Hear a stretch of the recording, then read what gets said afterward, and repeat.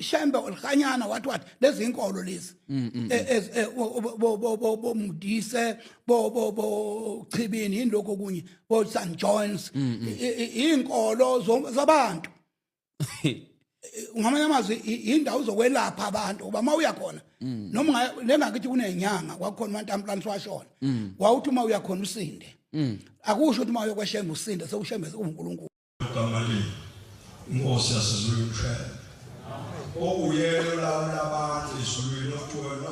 mo buduze ukuthi ufuna uJesu bavele batha uvela ukuthi ufuna uJesu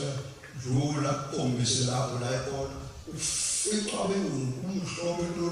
olwazalo bekhuluma isingisi uvele kumele inhlobo lokho yathi inkosi langu uNkulunkulu ohlala ezulwini benzelana abantu behlupheka yathi kufune umuntu uNkulunkulu ohlala nabantu alalele inhlupheko zabo la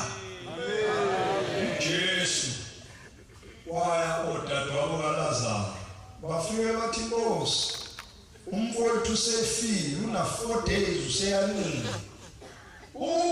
ubukhona ngafana hawu kanti kubuka ngakwesomo ubukhona ngaba lafana ngoba wayesekhona wamvusa ayikhona into engeke